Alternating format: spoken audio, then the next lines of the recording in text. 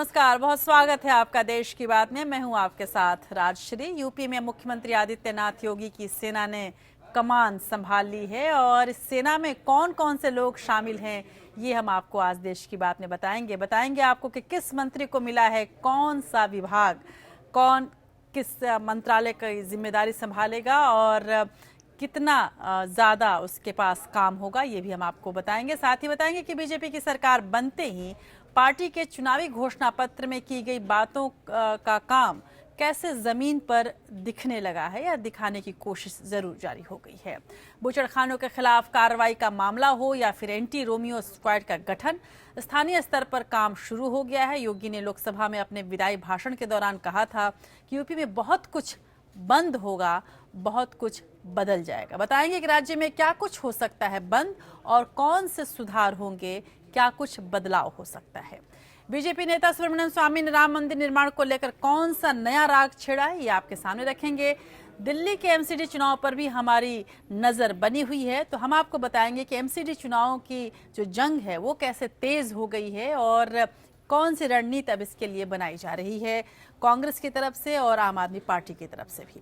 महाराष्ट्र विधानसभा से 19 विधायक क्यों निलंबित हो गए, ये भी हम आपको बताएंगे। पंजाब में मुख्यमंत्री अमरिंदर सिंह से चल रही अनबन के बीच नवजोत सिंह सिद्धू की कैसे बढ़ सकती हैं मुश्किलें, ये हम आपको दिखाएंगे।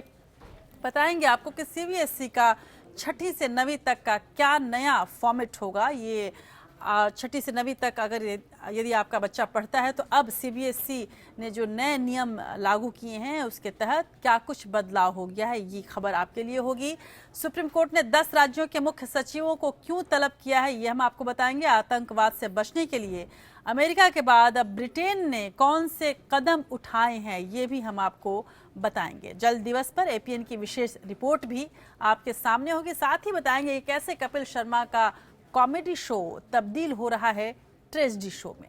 साथ में और भी बहुत कुछ बात इतिहास की भी होगी और बात पानी की भी जरूर होगी। तो चलिए शुरू करते हैं देश की बात के इस नए सफर को।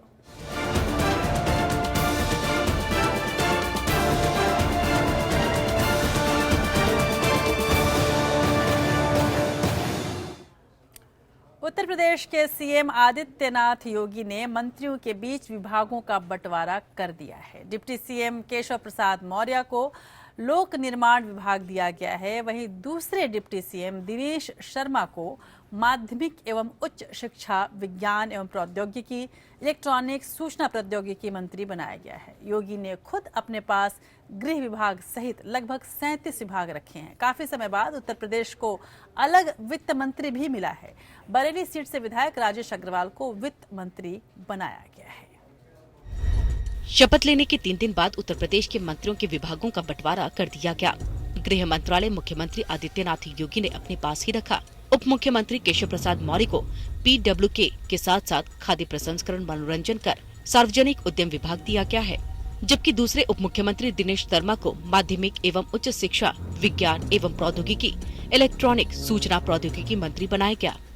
स्वामी प्रसाद मौर्य को श्रम और सेवा योजना मंत्री बनाया गया है। सतीश महाना को औद्योगिक विकास, राजेश अग्रवाल को वित्त, रीता बहुगुणा जोशी को महिला कल्याण, परिवार कल्याण और पर्यटन मंत्रालय का जिम्मा दिया गया। दारा सिंह चौहान को वन एवं पर्यावरण, ओम प्रकाश राजभर को पिछड़ा वर्ग कल्याण मंत्रालय दिया गया है। ब्रिजेश पाठक को विधि एवं न्याय और चेतन चौहान को खेल एवं युवा कल्याण, कौशल विकास मंत्री बनाया गया। श्रीकांत शर्मा को ऊर्जा और सिद्धार्थनाथ सिंह को चिकित्सा मंत्री बनाया गया है। मुकुट बिहारी वर्मा को सहकारिता, आशुतोष टंडन को प्राविधिक शिक्षा एवं चिकित्सा शिक्षा मंत्रालय मिला है। मंत्रिपरिषद में एकमात्र मुस्लिम चेहरे और राज्य मंत्री मोहसिन रजा को अल्पसंख्यक विभाग सौंपा गया है। विभागों के बंटवारे के बाद सभी मंत्रियों पर जनता की उम्मीदों पर खरा उतरने की चुनौती है। शपथ ग्रहण समारोह के बाद से जिस तेजी से कुछ मामलों में कार्रवाई होती दिख रही है, उससे लगता है कि सभी मंत्रियों के जहन में ये बात सबसे ऊपर रही होगी। Bureau report, APN. मंत्रालयों के बंटवारे के बाद मंत्रियों ने अपनी पहली प्रतिक्रिया भी दी और राज्य में विकास और कानून व्यवस्था में सुधार की बात कही। विभिन्न मंत्रियों के क्या क्या प्रायोरिटीज हैं, देखिए इस खास बातचीत में। मेरा तो आप जानते हैं, महिला आंदोलन से मैं निकली हूँ। महिलाओं के बीच में काम करने में मुझे खुशी होती है। महिला बाल कल्याण का जो मुझे काम मिला है, मैं बहुत प्रसन्न हूँ, क्योंकि मैंने हमेशा देखा कि उत्तर प्रदेश सरकार ने महिला बाल कल्याण को कहीं पीछे ढकेला था। देखिए, शिक्षा का विभाग बहुत महत्वपूर्ण विभाग है। विज्ञान प्रौद्योगिकी है और तमाम चीजें उसमें आती हैं। इलेक्ट्रॉनिक का अलग से भी है।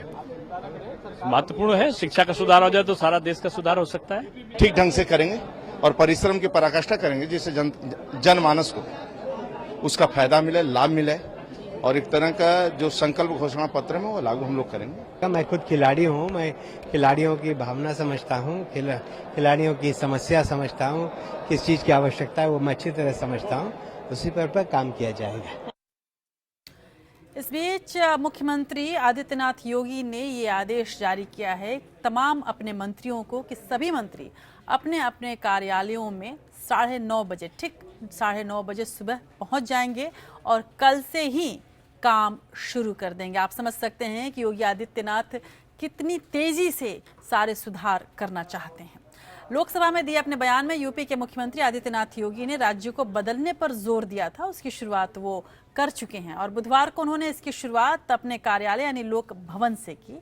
योगी ने साफ सफाई पर विशेष जोर देते हुए परिसर में पान मसाले पर पूरी तरह से रोक लगा दी है। उन्होंने कार्यालय के निरीक्षण के दौरान गंदगी को लेकर अधिकारियों को जरूरी दिशा निर्देश भी दिए। गौरतलब है कि मुख्यमंत्री आदित्यनाथ योगी ने कहा था कि वो प्रधानमंत्री मोदी के सपनों का यूपी बनाएंगे, इसलिए प्रधानमंत्री मोदी के तर्ज पर ही वो हर कार्य कर रहे हैं, चाहे वो स्वच्छता की बात हो या फिर समय से कार्यालय आने की बात हो, बूचड़खाने को बंद करने की बात हो या एंटी रोमियो दल बनाने की बात हो।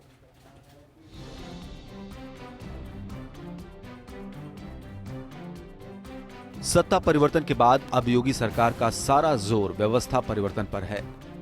कामकाज में ईमानदारी से लेकर साफ सफाई पर भी सरकार का जोर है। आदित्यनाथ योगी ने मुख्यमंत्री आवास के पंचम तल पर पहुंचकर औचक निरीक्षण किया। वो सीढ़ियों से चढ़कर पंचम तल पर पहुंचे। मुख्यमंत्री ने हर कमरे का जायजा लिया। उनकी सरप्राइज विजिट से अधिकारी हलकान रहे और उनमें हड़कंप मच गया। योगी सरकार ने लोक भवन के अंदर सभी अधिकारियों के पान गुटखा खाने पर रोक लगा दी है। ये आदेश तत्काल प्रभाव से लागू होगा।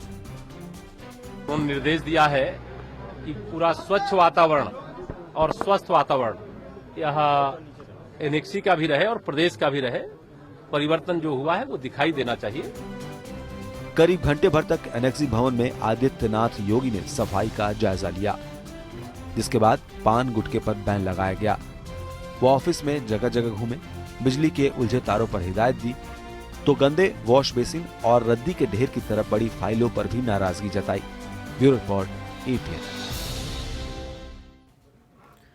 उधर यूपी में अधिकारी अब बीजेपी के लोक संकल्प पत्र के मुताबिक काम कर रहे हैं। बीजेपी के घोषणा पत्र में जिन मुद्दों पर बात की गई थी, अधिकारी उन्हें जमीन पर उतारने में जुट गए हैं। इसी क्रम में प्रदेश के 11 जिलों में जहां एंटी रोमियो दल का गठन हो गया है, तो वहीं पुलिस भी सड़कों पर उतरकर असामाजिक तत्वों और मंचलों पर नकेल कसने लगी है। राजधानी लखनऊ और गोरखपुर समेत कई जिलों में पुलिस ने विशेष अभियान चलाया है।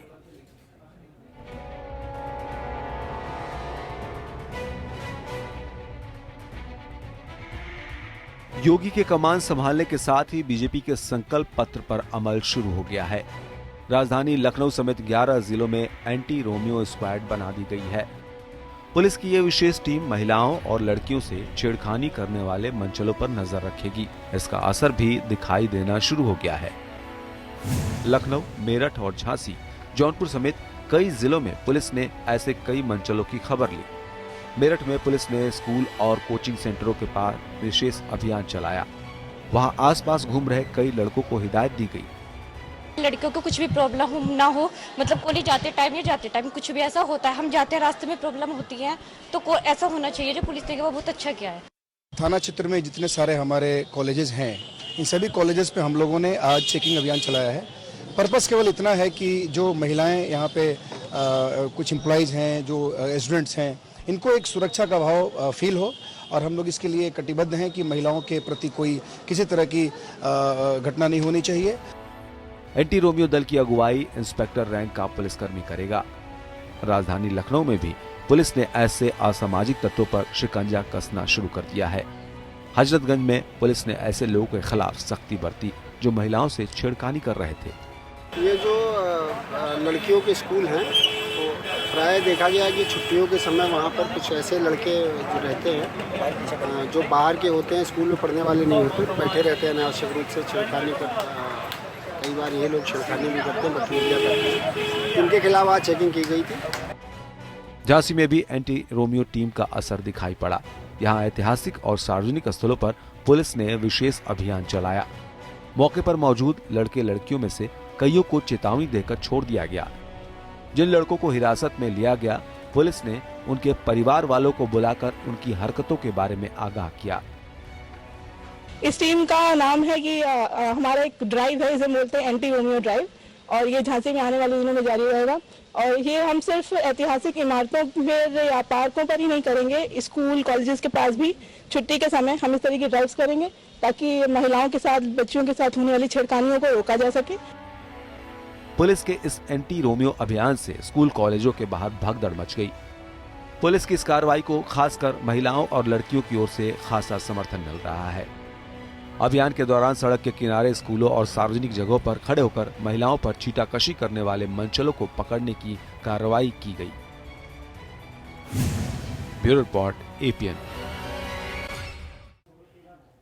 महिलाओं के नाम पर ये जो कोशिश की जा रही है, अच्छी कोशिश कही जा सकती है, लेकिन तभी तक जब तक किसी के निजी अधिकारों का हनन न होने लगे, किसी की निजी पसंद नापसंद का हनन न होने लगे।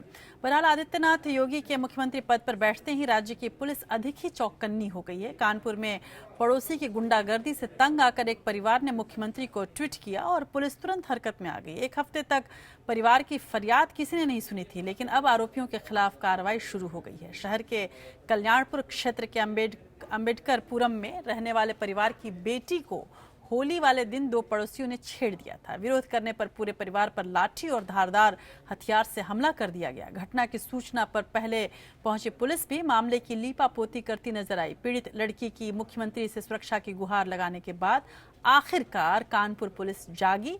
पुलिस ने पीड़ित परिवार से मिलकर उन्हें सुरक्षा का आश्वासन दिया है और कार्रवाई का भी भरोसा दिया है।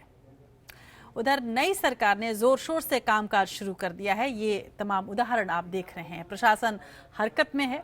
चुनावी वायदे के मुताबिक बूचड़ खाने पर कार्रवाई, एंटी रोमियो दल का गठन, कानून व्यवस्था को दुरुस्त करने को लेकर योगी अब खुद ही पहल करते हुए दिख रहे हैं। माना यह भी जा रहा है कि यूपी में भी योगी गुजरात और बिहार की तर्ज पर शराबबंदी लागू कर सकते हैं। साथ ही रोजगार उपलब्ध कराने पर सरकार का जोर रहेगा।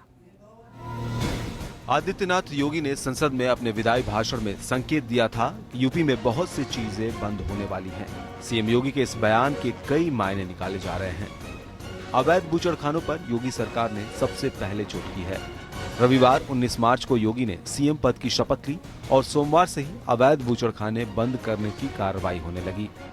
वाराणसी से लेकर कुशीनगर, कानपुर, गाजियाबाद, आगरा और मेरठ जैसे तमाम शहरों में अवैध बूचड़खानों पर प्रशासन का डंडा चला है। बीजेपी ने महिला सुरक्षा को अपना चुनावी मुद्दा बनाया था। हर मंच से योगी समेत बीजेपी नेता महिला सुरक्षा की बात करते नजर आए हैं। संकल्प पत्र में बीजेपी ने महिलाओं को छेड़खानी से बचाने के लिए एंटी रोमियो स्क्वाड बनाने का वादा किया था और अब 11 जिलों में ये दस्ता बना दिया गया है और कई जगह कॉलेजों और सार्वजनिक स्थानों पर महिलाओं से छेड़खानी करने वाले मंचलों की धरपकड़ की गई। यूपी में सांप्रदायिक दंगे रोकना भी बीजेपी का चुनावी मुद्दा रहा। मुजफ्फरनगर दंगों को लेकर खुद योगी आदित्यनाथ ने तत्कालीन सपा सरकार को जिम्मेदार ठहराया था। लोकसभा में अपने आखिरी भाषण में भी योगी ने दंगों पर बात रखी। योगी ने सदन को आश्वस्त किया कि बीजेपी के शासनकाल में यूपी दंगा मुक्त प्रदेश बनेगा। यूपी में चुनाव प्रचार के दौरान कई ऐसे मौके आए जब पीएम मोदी ने थानों को समाजवादी पार्टी कार्यालय करार दिया। मोदी समेत बीजेपी के तमाम नेताओं ने पुलिस पर सपा नेताओं के दबाव में काम करने का आरोप लगाया। साथ ही बेकसूरों के खिलाफ फर्जी मुकदमे दर्ज करने के भी आरोप लगे। यूपी में कानून व्यवस्था को लेकर हमेशा सवाल उठते रहे हैं। खासकर समाजवादी पार्टी सरकार पर कानून व्यवस्था न संभाल पाने का आरोप लगा था। चुनाव प्रचार के दौरान बीजेपी ने निवर्तमान अखिलेश सरकार पर गुंडागर्दी और अपराध पर लगाम कसने में नाकाम होने का मुद्दा जोर शोर से उठाया था। योगी चुनाव प्रचार के दौरान भी गुंडागर्दी को यूपी से खत्म करने का दावा करते रहे हैं। सीएम पद की शपथ लेने से पहले ही योगी ने डीजीपी के साथ मीटिंग की थी। इस मीटिंग में योगी ने शपथ ग्रहण समारोह में किसी भी प्रकार की हुड़दंग को रोकने के सख्त आदेश दिए थे। योगी ने उत्तर प्रदेश को उत्तम प्रदेश और पीएम मोदी के सपनों का प्रदेश बनाने का आश्वासन दिया है। ऐसे में माना जा रहा है कि गुजरात मॉडल को यूपी में लागू किया जा सकता है। अगर ऐसा होता है तो यूपी में भी योगी गुजरात और बिहार की तर्ज पर शराबबंदी लागू कर सकते हैं। बता दें कि शराबबंदी के लिए पीएम मोदी ने बिहार के मुख्यमंत्री नीतीश कुमार की सार्वजनिक मंच से प्रशंसा की थी। योगी ने सदन में कहा कि यूपी को विकास की राह पर ले जाया जाएगा। उन्होंने दावा किया कि यूपी में इतना विकास होगा कि वहां के नौजवानों को अपना घर नहीं छोड़ना पड़ेगा। प्रधानमंत्री नरेंद्र मोदी से लेकर बीजेपी के राष्ट्रीय अध्यक्ष अमित शाह यूपी में चुनावी रैलियों के दौरान अवैध खनन का मुद्दा उठा चुके हैं। ऐसे में पीएम मोदी के आदर्शों पर चलने का दावा करने वाले योगी आदित्यनाथ अवैध खनन पर चोट कर सकते हैं। अखिलेश सरकार में खनन मंत्री रहे गायत्री प्रजापति पर घोटाले के आरोप लगे थे। रजत मिश्रा, एपीएन।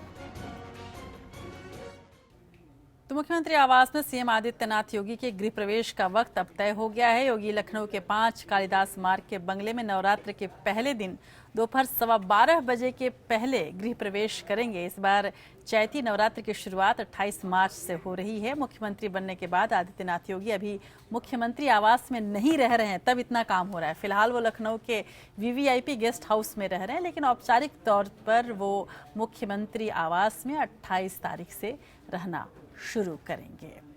उधर उत्तराखंड की हम बात करें तो उत्तराखंड के मुख्यमंत्री के तौर पर शपथ लेने के बाद पहली बार त्रिवेंद्र सिंह रावत दिल्ली पहुंचे। उन्होंने सबसे पहले प्रधानमंत्री मोदी से मुलाकात की। बाद में वो बीजेपी के दूसरे नेताओं और केंद्रीय मंत्रियों से भी मिले। त्रिवेंद्र सिंह ने कहा कि पीएम मोदी ने उन्हें राज्य के विकास के लिए हर संभव मदद देने का वायदा किया है। उत्तराखंड की सत्ता संभालने के बाद मुख्यमंत्री त्रिवेंद्र सिंह रावत ने प्रधानमंत्री मोदी से मुलाकात की। पीएम आवास पर हुई इस बैठक में त्रिवेंद्र सिंह रावत ने राज्य के मौजूदा हालातों की जानकारी पीएम मोदी को दी। उन्होंने राज्य की मौजूदा अर्थव्यवस्था के बारे में प्रधानमंत्री को बताया। उन्होंने कहा कि भ्रष्टाचार पर कोई माफी नहीं होनी चाहिए, चाहे कोई भी हो। उत्तराखंड को उन्होंने पूर्ण सहयोग का हमें अपना आशीर्वाद दिया है। मुख्यमंत्री त्रिवेंद्र सिंह रावत के मुताबिक केंद्र सरकार ने उत्तराखंड को पूरा सहयोग देने का वादा किया है। शहरी विकास मंत्री जी ने और गृह मंत्री जी ने, वित्त मंत्री जी ने, सभी ने पूर्ण सहायता का वचन दिया है कि उत्तराखंड को हमको पूर्ण विकसित राज्य बनाना है। उसके लिए उनका विभाग जो कुछ भी कर सकता है वो सब कुछ करेगा। त्रिवेंद्र सिंह रावत ने कहा कि उनकी सरकार उत्तराखंड की जनता की उम्मीदों पर खरा उतरने की पूरी कोशिश करेगी और हर उस वादे को पूरा करने का प्रयास करेगी जो उसने राज्य की जनता से किया है। Bureau report, APN. और इन तमाम मुलाकातों के बीच, इन तमाम कामों के बीच एक बड़ा विवाद सामने है जिस पर सबकी नजर है, और वो है राम मंदिर का विवाद। बीजेपी नेता सुब्रमण्यम स्वामी ने राम मंदिर को लेकर अब एक नया बयान दिया है। स्वामी ने कहा है कि अगर आपसी बातचीत से मंदिर बनने का रास्ता साफ नहीं होता तो राज्यसभा में बहुमत आने के बाद सरकार इसे लेकर कानून बना सकती है। उनके बयान पर विपक्ष ने वैसे तो गहरी नाराजगी जताई है। विपक्ष ने बीजेपी पर धर्म की राजनीति करने का आरोप लगाया है, लेकिन सुब्रमण्यम स्वामी के इस बयान के पीछे क्या कुछ छुपा है, देखिए इस खास रिपोर्ट में। राम मंदिर मुद्दे पर सुप्रीम कोर्ट की आपसी सुलह की पेशकश के बाद सुब्रमण्यम स्वामी के बयान पर सियासत शुरू हो गई है। सुब्रमण्यम स्वामी ने कहा कि मुस्लिमों को सरयू नदी के पार मस्जिद का प्रस्ताव उनका मान लेना चाहिए, नहीं तो 2018 में जब राज्यसभा में बीजेपी का बहुमत होगा तो कानून बनाकर राम मंदिर बनाने का रास्ता साफ कर दिया जाएगा। तो हम ऑफर दे रहे हैं कि कॉम्प्रोमाइज के लिए कि आप मस्जिद सरयू नदी के उस पार बना लीजिए और हम यहाँ मंदिर बना लेते हैं, और ये नहीं मानेंगे तो फिर हम कोर्ट में बहस करेंगे और 2018 को हमारी बहुमत में होगी राज्यसभा में, और उस तक फैसला नहीं होगा सुप्रीम कोर्ट को, तो फिर हम जाकर राज्यसभा से विधेयक पास कर देंगे और पास करके वहां राम मंदिर बनाएंगे। स्वामी का बयान आने की देर थी कि इस पर सियासत शुरू हो गई।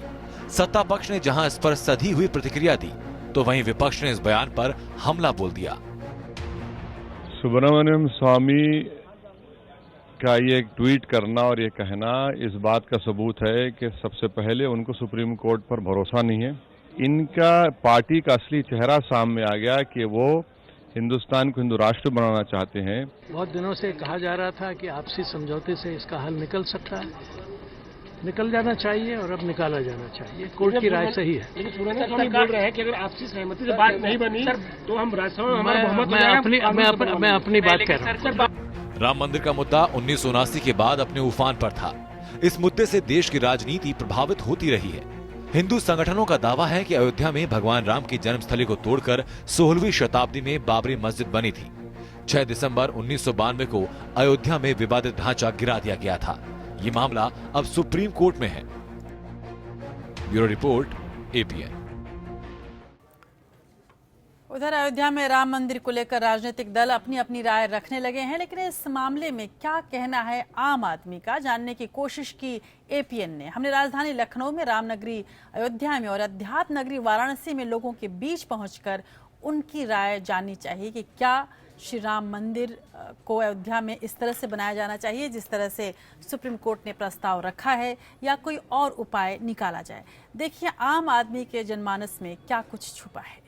उच्चतम न्यायालय का हम लोग मान रखते हुए एक बार बैठक जो भी हो उसमें हम लोग विचार करेंगे, लेकिन जो अयोध्या है ये रामलला का ही है और रामलला ही रहेंगे। ये तो सब एक बहानेबाजी है। राम मंदिर अभी बने इसी वक्त, इसलिए मोदी जी को और आदित्यनाथ जी को बैठाना चाहिए। हमारा पहला हक है, उसके ऊपर जो मर्जी, हमारे घर के ऊपर कोई अपना पोस्टर लगा देगा, हम घर दे देंगे किसी को अपना।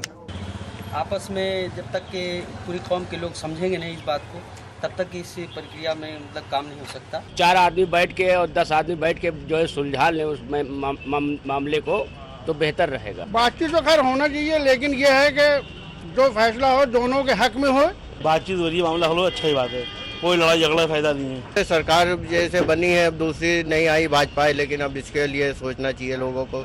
बहुत ही अच्छा मौका है ये, और दोनों समुदाय के लोगों को बैठ करके निश्चित रूप से इसका समाधान कर लेना चाहिए, हल निकाल लेना चाहिए। बड़े बड़े विद्वान बैठे, बड़े बड़े स्वामी जी बैठे, लेकिन ये हल नहीं हुआ। बातचीत आखिरी मरहले पर आकर अटक गई।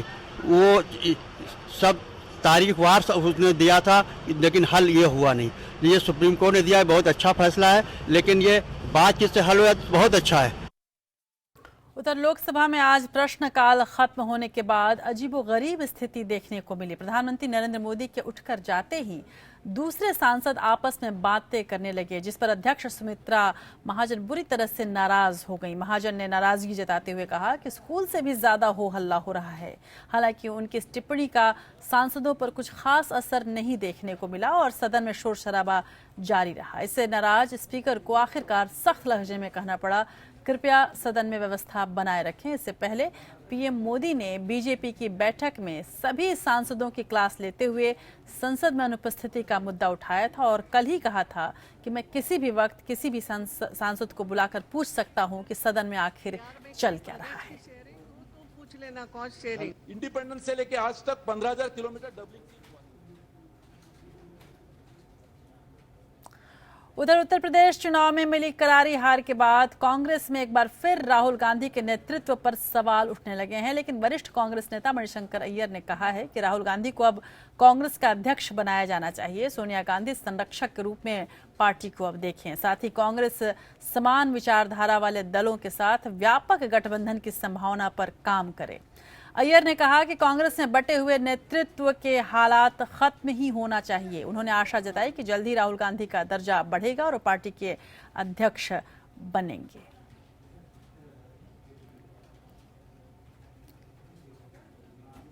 तो एक तरफ कांग्रेस के वरिष्ठ नेता और यूपीए सरकार में मंत्री तक वरिष्ठ नेता मणिशंकर अय्यर ने ये कहा कि राहुल गांधी को कमान संभाला जाए। वहीं पर दूसरी तरफ कांग्रेस के ही दूसरे वरिष्ठ नेता और यूपीए सरकार में विदेश मंत्री तक रह चुके कर्नाटक के पूर्व मुख्यमंत्री एसएम कृष्णा आज बीजेपी में शामिल हो गए। बीजेपी के राष्ट्रीय अध्यक्ष अमित शाह की मौजूदगी में एसएम कृष्णा बीजेपी में शामिल हुए। ये खबर एपीएन ने पहले भी बताई थी कि एसएम कृष्णा जल्द ही बीजेपी का दामन थाम सकते हैं और अब उन्होंने औपचारिक रूप से ऐसा कर भी दिया। 84 साल के कृष्णा ने कांग्रेस से इस्तीफे की घोषणा करते हुए कहा था कि पार्टी इस बारे में भ्रम की स्थिति में है कि उसे जन नेताओं की जरूरत है या नहीं। कृष्णा 1999 से 2004 तक कर्नाटक के मुख्यमंत्री भी थे। वो देश के विदेश मंत्री और महाराष्ट्र के गवर्नर भी रह चुके हैं। एसएम कृष्णा ने कहा कि सरकार को यूपी ही नहीं देश भर के किसानों का कर्ज माफ कर देना चाहिए। अपने बीजेपी में शामिल होने के बाद उन्होंने किसानों का मुद्दा उठाया और ये भी कहा कि जब कांग्रेस से वो अलग हुए तो ऐसा लग रहा था जैसे कांग्रेस को उनकी जरूरत ही नहीं है। ऐसे में उस दल में रहकर क्या होता।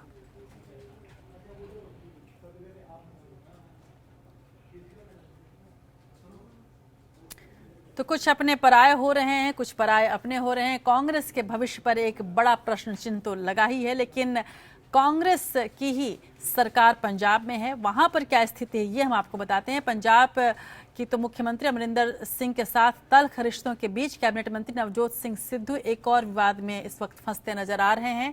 खबरों के मुताबिक सिद्धू अपनी पत्नी नवजोत कौर के साथ अपने मंत्रालय की बैठकों में हिस्सा ले रहे हैं, जिसको लेकर तमाम विपक्षी दल विवाद पैदा कर रहे हैं और इससे नवजोत सिंह सिद्धू की मुश्किलें भी बढ़ सकती हैं। पंजाब के कैप्टन के साथ चल रही तनातनी के बीच नवजोत सिंह सिद्धू एक और विवाद में पड़ गए हैं। खबरों के मुताबिक अपने विभाग की बैठक में सिद्धू अपनी पत्नी नवजोत कौर का साथ लेकर गए। मीटिंग में न सिर्फ नवजोत कौर सिद्धू शामिल हुई, बल्कि उन्होंने तमाम अधिकारियों को ब्रीफिंग और निर्देश भी दिए। हैरानी की बात यह रही कि इस बारे में पूछे जाने पर सिद्धू ने इसे सही साबित करने की कोशिश की। मेरी घरवाली मेरे साथ चली गई, वो मेरी अर्धांगिनी है, मेरा बेटर हाफ है। तुम्हें क्या आपत्ति है? क्या आपत्ति है? वो हमेशा साथ है, मेरे दिल में रहती है। कॉमेडी शो टीवी ना छोड़ने की जिद पर अड़े पंजाब के कैबिनेट मिनिस्टर नवजोत सिंह सिद्धू ने कहा कि नवजोत कौर उनकी पत्नी है और वो हर जगह उनके साथ मौजूद रहेंगी। सिद्धू ने कॉमेडी नाइट्स विद कपिल को लेकर अमरिंदर सिंह के साथ चल रहे विवाद पर भी अपनी बात रखी। उन्होंने कहा कि उनके दोनों काम अलग अलग हैं, इनको जोड़कर नहीं देखा जाना चाहिए। पंजाब के कांग्रेस नेता रवनीत सिंह बिट्टू ने भी सिद्धू का समर्थन किया।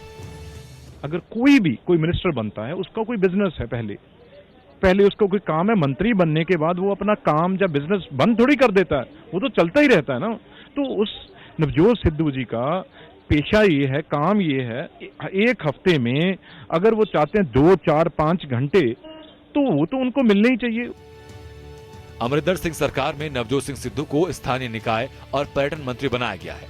खबरों के मुताबिक सिद्धू को बड़ा मंत्रालय नहीं मिलने से नाराज बताए जा रहे हैं। उन्होंने अपने लिए शहरी विकास मंत्रालय की मांग की है।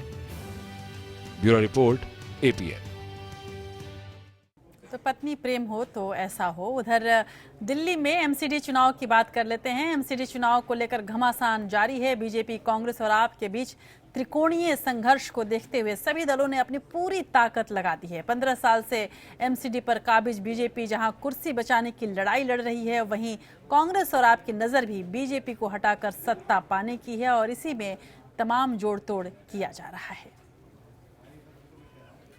15 साल से एमसीडी की सत्ता पर काबिज बीजेपी के लिए इस बार चुनौती आसान नहीं है। हालिया दिनों में कई राज्यों में नगर निगम और पंचायत चुनाव में जीत से गदगद बीजेपी दिल्ली में हर कदम फूंक फूंक कर रख रही है। बीजेपी को दिल्ली में विरोधियों से कड़ी टक्कर मिलती नजर आ रही है। अपनी रणनीति में बड़ा बदलाव करते हुए बीजेपी ने इस बार किसी भी पुराने चेहरे को टिकट न देने का फैसला किया है। इसे लेकर नए दावेदारों में उत्साह है। भारतीय जनता पार्टी ने परिवारवाद को भी अगर टिकट देने से मना किया, ये भी बहुत अच्छा डिसीजन है, क्योंकि पार्टी कार्यकर्ताओं से चलती है और कार्यकर्ताओं की टीम में से ही किसी कार्यकर्ता को चुन करके जो सीट निकाल सके, क्षेत्र के अंदर जनता के बीच में रह सके, उनको भारतीय जनता पार्टी अगर लेकर आएगी तो उससे बहुत अच्छा फायदा होगा। जो दिल्ली में जैसे गुजरात में भी नए लोग आए हैं, अच्छे काम किए हैं, तो पुराने अच्छे काम किए, उसके नए आदमी और अच्छे काम करे। इसके लिए ये माननीय ऊपर राष्ट्रीय अध्यक्ष जी मोदी जी और नीचे कार्यकर्ता की भी भावना को देखते हुए इस चीज को डिसीजन लिया गया। आलम यह है कि टिकट दावेदारों की बढ़ती संख्या के बाद बीजेपी ने अब कार्यकर्ताओं से आवेदन लेने बंद कर दिए हैं। बीजेपी इस बार दिल्ली के 13,000 से ज्यादा वार्डों में बूथ लेवल मैनेजमेंट के लिए पंच परमेश्वर अभियान चला रही है, जिसके तहत हर बूथ के लिए 5 कार्यकर्ता नियुक्त किए जाएंगे। अभी मुझे जो रिपोर्ट आई है उसमें करीब 10,500 फॉर्म आम आदमी पार्टी के पास आए हैं, लगभग 12,000 कांग्रेस के पास आए हैं और 33,000 से प्लस बीजेपी के तरफ से चुनाव लड़ने का आया है। तो रिजल्ट तो यही हो गया।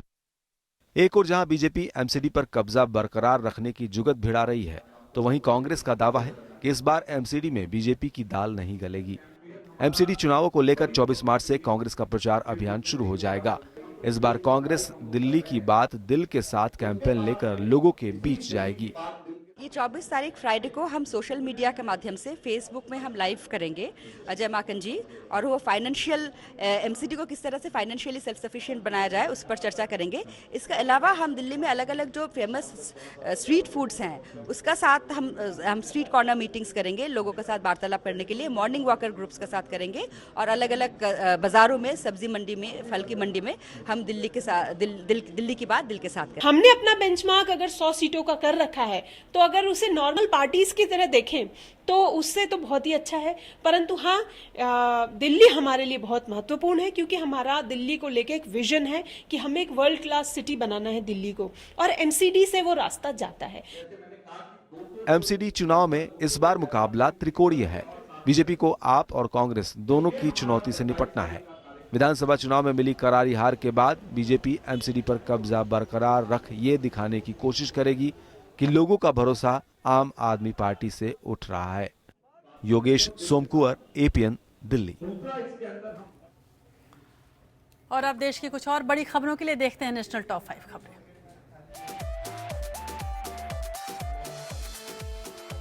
उत्तर प्रदेश के देवबंद से बीजेपी विधायक ब्रजेश कुमार सिंह ने अपने पोस्टर्स में देवबंद का नाम बदलकर देवव्रंद कर दिया है। बीजेपी विधायक के इन पोस्टरों को लेकर विवाद हो गया।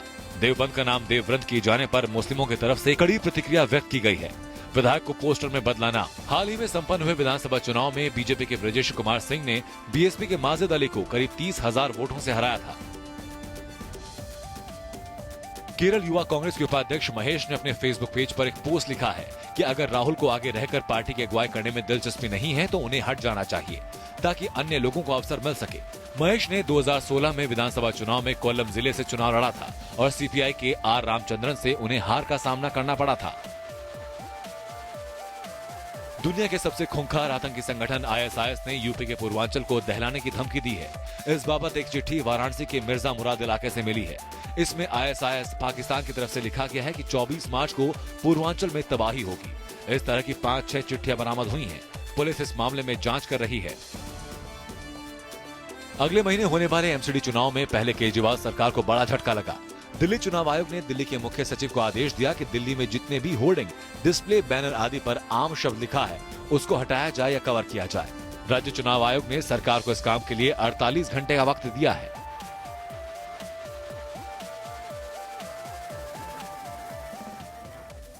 और आप देख रहे हैं देश की बात। हम आपको बता दें कि यदि आप एपीएन से जुड़ना चाहते हैं, यदि आप पत्रकार बनना चाहते हैं, या फिर आप चाहते हैं कि एपीएन पर कुछ और तरह के भी शोज दिखाए जाए, कुछ अलग तरह की कहानी स्टोरीज और दिखाई जाएं, तो आप सीधे तौर पर अपनी प्रतिक्रिया या अपना वीडियो, अपनी स्टोरी हम तक पहुंचा सकते हैं। हमारा सोशल लिंक्स आप फॉलो करें। हमारा ट्विटर पेज है एपीएन न्यूज इंडिया, जिसे आप फॉलो कर सकते हैं, और यहाँ डीएम यानी डायरेक्ट मैसेज के द्वारा आप अपना वीडियो और अपनी स्टोरी हम तक भेज सकते हैं, अपनी प्रतिक्रिया भी हम तक पहुँचा सकते हैं।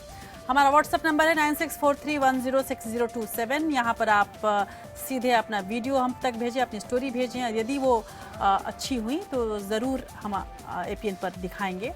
और हमारा फेसबुक पेज है एपीएन न्यूज इंडिया, यहाँ पर भी आप अपनी प्रतिक्रिया दे सकते हैं हमें, आप अपना इसे लाइक कर सकते हैं। और यदि आप हमारे साथ ईमेल के द्वारा जुड़ना चाहते हैं तो आप हमारा ईमेल आईडी ज़रूर नोट करें। हमारा ईमेल आईडी है contact@apnlive.com।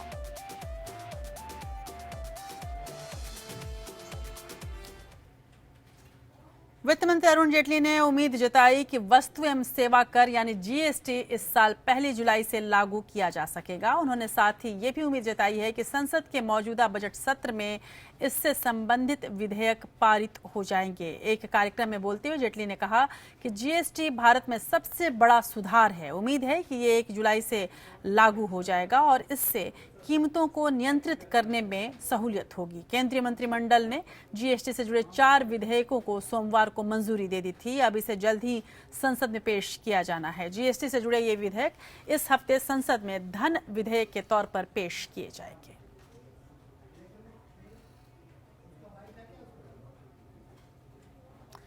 सीबीएसई ने क्लास 6ठी से 9वीं तक के परीक्षा नियमों में बदलाव किया है। इसी के साथ ही सीबीएसई ने 2009 से चली आ रही मूल्यांकन की पद्धति सीसीई को बंद कर दिया है। अब नए शैक्षणिक सत्र 2017-18 से बच्चों की प्रतिभा का आकलन नए तरीके से किया जाएगा। ये तरीका क्या है और इससे बच्चों पर कितना प्रभाव पड़ेगा और इसे कैसे समझा जाए, देखिए इस खास रिपोर्ट में।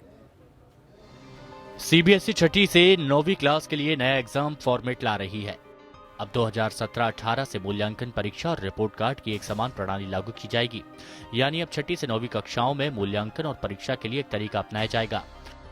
अब सीबीएसई के अधीन सभी स्कूलों में नई व्यवस्था के अनुसार परीक्षा से लेकर रिपोर्ट कार्ड तक जारी होगा। अगले सत्र से ये पैटर्न लागू कर दिया जाएगा। सीबीएसई के अधीन देश भर में 20,000 से ज्यादा स्कूल पंजीकृत हैं। बोर्ड को छोड़ कक्षा 6 से 9वीं तक स्कूल अपनी सुविधानुसार परीक्षा, मूल्यांकन और रिपोर्ट कार्ड देते हैं। ग्रेड में नंबरों का उल्लेख न होने से दूसरे स्कूल या राज्य में एडमिशन में दिक्कतें आ रही थी। इसके लिए सीबीएसई ने देश के सभी स्कूलों में कक्षा 6 से 9वीं तक एक जैसा परीक्षा पैटर्न लागू कर दिया है। इसके तहत कक्षा 6 से 8 तक परीक्षा के आयोजन में बदलाव किया गया है।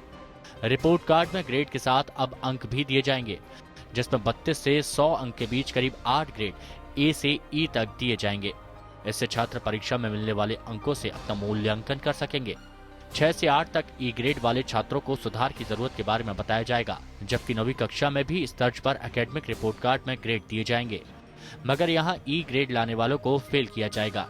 हर रिपोर्ट कार्ड में सीबीएसई का लोगो और स्कूल का लोगो तय स्थान पर छपेगा। सीबीएसई ने तय फॉर्मेट में रिपोर्ट कार्ड जारी करने को कहा है। पहले सीबीएसई कक्षा 6 से 9वीं तक वार्षिक परीक्षा का आयोजन करता था, मगर अब अर्धवार्षिक और वार्षिक परीक्षा आयोजित की जाएगी। इसमें 20 अंक इंटरनल असेसमेंट और 80 अंक परीक्षा के जोड़े जाएंगे। Bureau report, APN.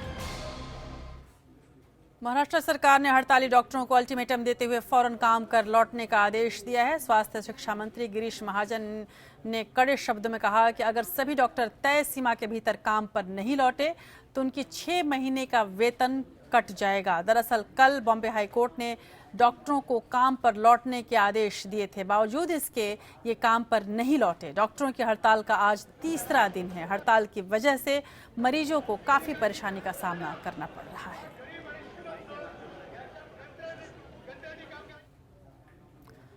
महाराष्ट्र विधानसभा में पिछले हफ्ते बजट पेश किए जाने के दौरान हुए हंगामे के चलते विपक्षी दल कांग्रेस और एनसीपी के 19 विधायकों को सदन से 9 महीने के लिए निलंबित कर दिया गया।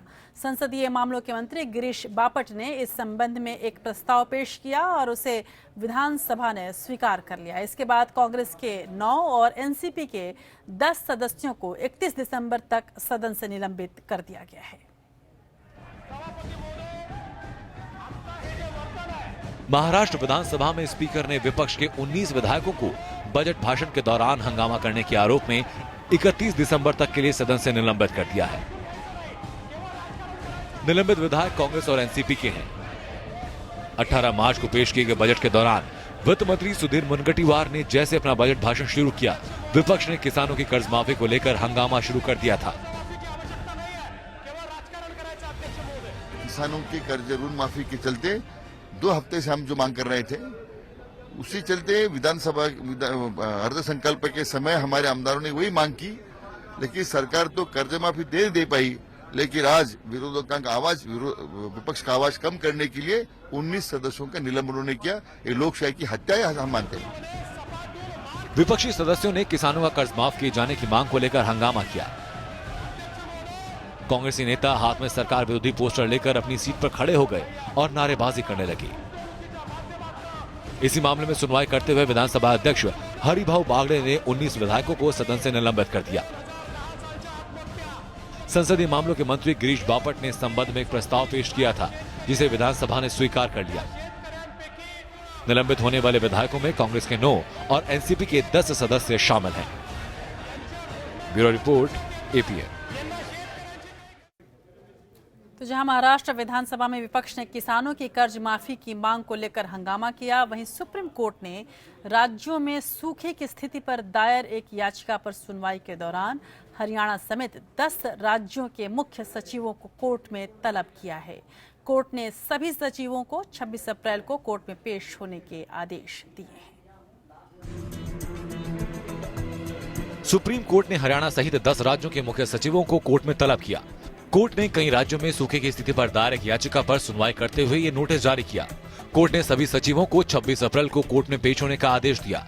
कोर्ट ने कहा कि बताना होगा कि उन्होंने सुप्रीम कोर्ट के सूखे प्रभावित लोगों को सहायता देने के आदेश का पालन क्यों नहीं किया। कोर्ट ने मुख्य सचिवों को हलफनामा दायर करने को भी कहा है और बताने के लिए भी कहा कि सूखा प्रभावित लोगों को राहत देने के लिए क्या क्या कदम उठाए गए हैं। इस नोटिस में आंध्र प्रदेश, छत्तीसगढ़, गुजरात, हरियाणा, तेलंगाना, महाराष्ट्र, मध्य प्रदेश, कर्नाटक, झारखंड और बिहार के मुख्य सचिव शामिल हैं। पिछली सुनवाई में सुप्रीम कोर्ट ने केंद्र सरकार को सूखा राहत फंड बनाने के निर्देश दिए थे। कोर्ट ने सरकार से ये भी कहा कि सूखे के हालात से निपटने के लिए सूखा राहत आपदा फंड बनाया जाना चाहिए। स्वराज अभियान की तरफ से दायर याचिका पर सुनवाई करते हुए सुप्रीम कोर्ट ने केंद्र सरकार को सख्त निर्देश दिए थे। कोर्ट ने सरकार से ये भी कहा कि सूखे के हालात से निपटने के लिए सूखा राहत आपदा फंड बनाया जाना चाहिए। Bureau report, APN. उधर 2007 के अजमेर धमाकों में फैसला आ ही गया। करीब 9 साल पहले अजमेर स्थित सूफी ख्वाजा मोइनुद्दीन हसन चिश्ती दरगाह में हुए बम धमाके हमले में दोषी पाए गए भावेश पटेल और देवेंद्र गुप्ता को एनआईए कोर्ट ने उम्र कैद की सजा सुनाई है। देवेंद्र पर 10,000 और भावेश पर 5,000 रुपए का आर्थिक जुर्माना भी लगाया गया है। जयपुर की विशेष अदालत ने अजमेर बम विस्फोट कांड में 2 दोषियों देवेश गुप्ता और भावेश पटेल को उम्र कैद की सजा सुनाई है। कोर्ट ने 3 अभियुक्तों को इस मामले में दोषी पाया था, जिसमें तीसरे दोषी सुनील जोशी की मौत हो चुकी है। एक्सप्लोजिव सब्सटेंसेस एक्ट की सेक्शन 3 और 4 में भी उनको कन्विक्ट किया गया है दोनों को, और ये माना है कि अजमेर दरगाह में बम रखने के लिए इन्होंने विस्फोटक सामग्री का इंतजाम किया और बम इन्होंने प्लांट किया, जिसमें देवेंद्र गुप्ता ने भी पूरी तरह से मदद की और इस तरह से उनको उम्र कैद की सजा आज न्यायालय ने दी है। हमारे वकील साहब ने सारी बात रख दी है, उनका जो विचार है वही हमारी बात समझते हैं। आप अपने आप को दोषी मानते हैं कि नहीं मानते अभी? नहीं। क्यों?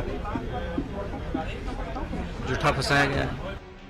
अजमेर स्थित ख्वाजा मोइनुद्दीन चिश्ती की दरगाह में धमाके के मामले में एनआईए की विशेष अदालत के जज दिनेश गुप्ता ने दोनों दोषियों को सजा सुनाई।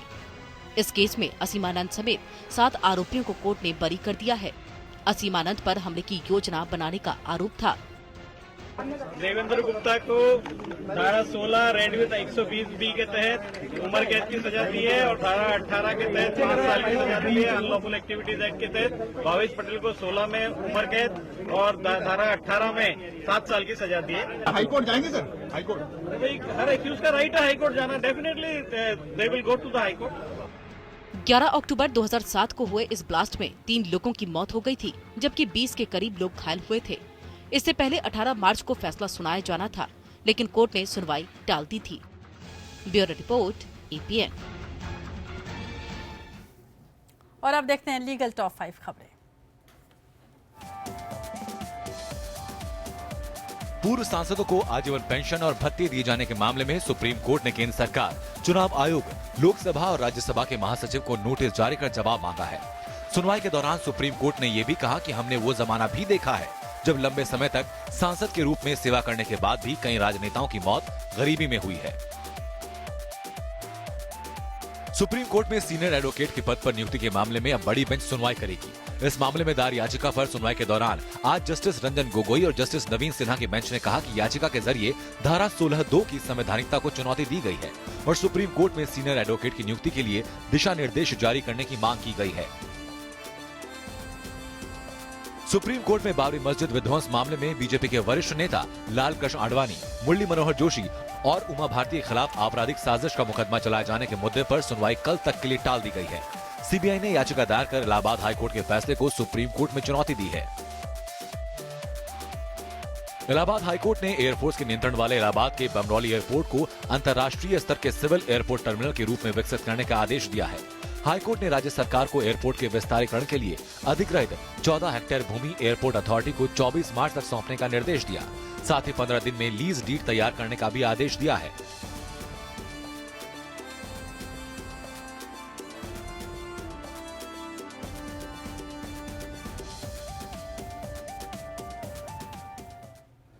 अमेरिका के बाद अब ब्रिटेन ने भी कड़ा कदम उठाते हुए 6 मुस्लिम बहुल देशों के नागरिकों पर उड़ान के समय लैपटॉप और टैबलेट अपने साथ लेकर यात्रा करने पर रोक लगा दी है। हालांकि लोग चेक्ड इन बैगेज में लैपटॉप समेत अन्य पर्सनल इलेक्ट्रॉनिक डिवाइसों को ले जा सकते हैं, लेकिन केबिन में नहीं ले जा सकते। ब्रिटेन भी अमेरिका के नक्शे कदम पर चलता दिखाई दे रहा है। अब ब्रिटेन ने भी 6 मुस्लिम देशों से अपने यहाँ आने वाले यात्रियों पर प्लेन में लैपटॉप, आईपैड, कैमरा रखने पर पाबंदी लगा दी है। इससे पहले अमेरिका ने 8 मुस्लिम देशों के यात्रियों के लिए ऐसा दिशा निर्देश जारी किया था। अमेरिका ने 10 एयरपोर्ट से अपने यहाँ आने वाले यात्रियों पर इस तरह की पाबंदी लगाई है। खबरों के मुताबिक ब्रिटेन ने तुर्की, लेबनान, जॉर्डन, मिस्र, ट्यूनीशिया और सऊदी अरब से आने वाले लोगों पर ये बैन लगाया है। नए नियम के मुताबिक इन 6 देशों से ब्रिटेन आने वाले पैसेंजर्स प्लेन में अपने साथ फोन, लैपटॉप, टैबलेट या नॉर्मल साइज से ज्यादा बड़ा स्मार्टफोन नहीं रख पाएंगे। ब्रिटेन सरकार के मुताबिक नए नियम से लोगों को कुछ तकलीफ हो सकती है, लेकिन नागरिकों की सुरक्षा प्राथमिकता है। अमेरिका ने अपने यहाँ 8 मुस्लिम देशों के यात्रियों के फ्लाइट्स में लैपटॉप, टैबलेट, आईपैड और दूसरी इलेक्ट्रॉनिक डिवाइस साथ रखने पर बैन लगाया है। ये बैन मिस्र, Jordan, Kuwait, Morocco, Qatar, Saudi Arab, UAE और तुर्की के 10 इंटरनेशनल एयरपोर्ट्स में से अमेरिका आने वाली फ्लाइट्स में यात्रा कर रहे लोगों पर लागू होगा। Bureau report, APN. उधर अमेरिका में अंतरिक्ष में मंगल ग्रह पर इंसानों को भेजने की अपनी महत्वाकांक्षी योजना को लेकर अमेरिका ने एक और बड़ा कदम उठाया है। अमेरिकी राष्ट्रपति डोनाल्ड ट्रंप ने एक नए विधेयक पर हस्ताक्षर किए हैं, जिसमें नासा को इस काम के लिए भारी भरकम बजट दिया जा रहा है। इसके तहत नासा को करीब 20 अरब डॉलर दिए जाएंगे। इस विधेयक में मंगल ग्रह पर खोज के लिए नासा से प्लान तैयार करने को भी कहा गया और ये भी कहा गया कि कैसे आम आदमी भी मंगल ग्रह पर जा सकते हैं, इसकी भी तलाश की जाए। यानी कि यदि आपके पास पैसा होगा तो आने वाले समय में आप भी मंगल ग्रह पर जा सकेंगे।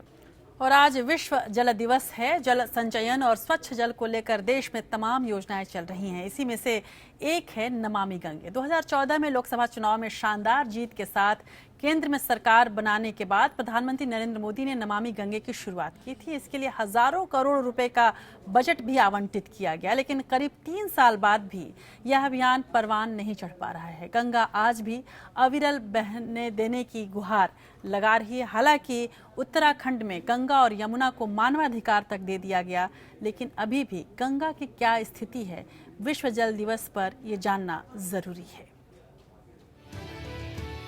गंगा के किनारे बसे आध्यात्मिक नगरी वाराणसी से जीत की पताका फहराने वाले नरेंद्र मोदी की अहम योजनाओं में से एक नमामि गंगा योजना भी है।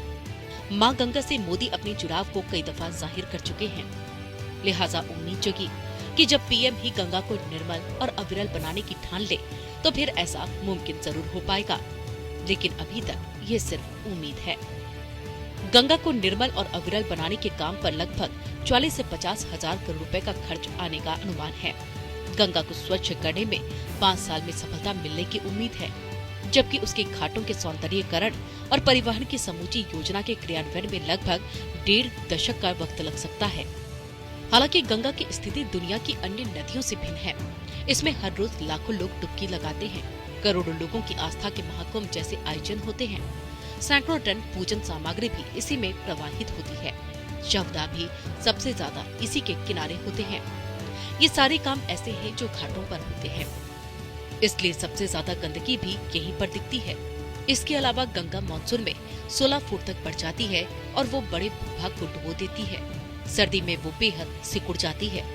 ऐसे में उसकी तुलना दुनिया की अन्य नदियों से नहीं की जा सकती। गंगा की सफाई जनमानस से जुड़ा मामला। जून 2014 में नमामि गंगे मिशन की तैयारी शुरू कर दी गई और इसके लिए सचिवों के समूह का गठन भी किया गया। जुलाई 2014 में केंद्रीय आम बजट में मिशन नमामि गंगे की घोषणा की गई। जुलाई 2014 में ही गंगा संरक्षण के मामले जल संसाधन मंत्रालय को सौंपे गए और सचिवों के समूह ने इस संबंध में केंद्र सरकार को रिपोर्ट सौंपी। 8 सितंबर 2014 और 6 जनवरी 2015 को प्रधानमंत्री नरेंद्र मोदी ने गंगा सफाई पर उच्च स्तरीय बैठकें की और प्रोजेक्ट का जायजा लिया। 27 अक्टूबर 2014 और 26 मार्च 2015 को पुनर्गठित NGRBA की बैठक हुई और इस बैठक में प्रधानमंत्री मोदी खुद मौजूद थे। 8 नवंबर 2014 को मोदी ने वाराणसी के 80 घाट पर श्रमदान किया और इसे पूरी दुनिया ने देखा। 13 मई 2015 को केंद्रीय मंत्रिमंडल ने नमामि गंगे प्रोजेक्ट के लिए 20,000 करोड़ रुपए के बजट को मंजूरी दी। दिसंबर 2016 में वाराणसी और हरिद्वार से एक साथ नमामि गंगे मिशन 231 परियोजनाओं की शुरुआत हुई। नवंबर 2014 में उमा भारती ने वाराणसी में एक बड़ा जलसा कर कहा था कि गंगा का काम 3 साल में दिखने लगेगा और 48 दिनों में योजनाएं टेक ऑफ ले लेंगी। लेकिन 3 साल बाद भी जमीन पर गंगा सफाई को लेकर कुछ नजर नहीं आया। गंगा में हर साल 3000 MLD सीवेज डाला जाता है और अब वो 2018 की बात कर रही हैं। कुल मिलाकर मोदी सरकार नमामि गंगे प्रोजेक्ट को लेकर के हरकत में तो दिखी, लेकिन इसका असर गंगा की सेहत पर अभी तक पड़ता नजर नहीं आता। हालांकि इस परियोजना के शुरू हुए अभी करीब 1.5 साल ही हुए हैं, लेकिन ये तय है कि अगर सरकार की चाल यूं ही सुस्त रही तो जल्द ही विपक्ष और जनता दोनों ही सवाल उठाने लगेगी। Bureau report, APN। तो उम्मीद कर सकते हैं कि जल्द ही गंगा की तस्वीर बदलेगी और गंगा ही नहीं, भारत में बहने वाली उन तमाम नदियों की जो कि हमारे लिए एक तरह से जीवनदायिनी है, उन नदियों की तस्वीर बदलेगी। चलिए आज के इतिहास की बात अब करते हैं।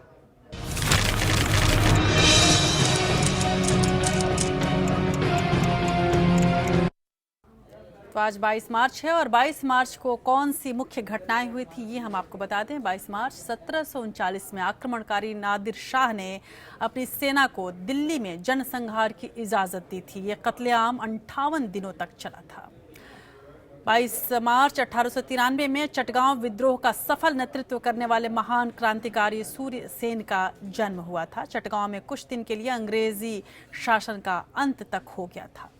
और 22 मार्च 1956 में अमेरिका में रंग भेद विरोधी नेता मार्टिन लूथर किंग को नस्लवादी कानून का विरोध करने के कारण जेल हुई थी। 22 मार्च 1964 में तत्कालीन कोलकाता में पुरानी कारों की पहली विंटेज कार रैली का आयोजन किया गया था। और 22 मार्च 1999 में शेखर कपूर की फिल्म एलिजाबेथ को सर्वश्रेष्ठ मेकअप का ऑस्कर पुरस्कार मिला था। किसी ने सही ही कहा है कि वक्त बदलता है और यह बदलते वक्त की ही पहचान है कि मंगल ग्रह पर तो पानी की खोज चल रही है, लेकिन धरती पर हम बूंद बूंद के लिए तरस रहे हैं। नमामि गंगे की एक रिपोर्ट हमने आपको दिखाई है। महाराष्ट्र का सतारा, यूपी, MP का बुंदेलखंड गवाह है हमारे उस विकास का जिसका पैमाना सबका साथ सबका विकास तो नहीं ही रहा होगा। अविरल गंगा, स्वच्छ यमुना महज संकल्प पत्र का हिस्सा मत समझिए, क्योंकि मैंने उम्मीद नहीं छोड़ी है एक दिन गंगा अविरल यमुना स्वच्छ जरूर होगी ऐसी बात की। वैसे हर बात सरकार पर डालना भी सही नहीं, कुछ हमारी भी जिम्मेदारी है, क्योंकि जल सत्याग्रह हो सकता है तो जल के लिए सत्याग्रह क्यों नहीं हो सकता। बस जरूरत है एक अलग समझ पैदा करने की और इस प्राकृतिक संसाधन के साथ इंसाफ करने की। इसी संदेश के साथ आज विश्व जल दिवस पर आइए सुनते हैं वो गीत जो बरसों से बता रहे हैं पानी की कीमत को। तो पानी की कीमत को रखिए, पानी को रखिए। और देश की बात में आज मुझे बस इतना ही हमारे साथ और विदा दीजिए। नमस्कार।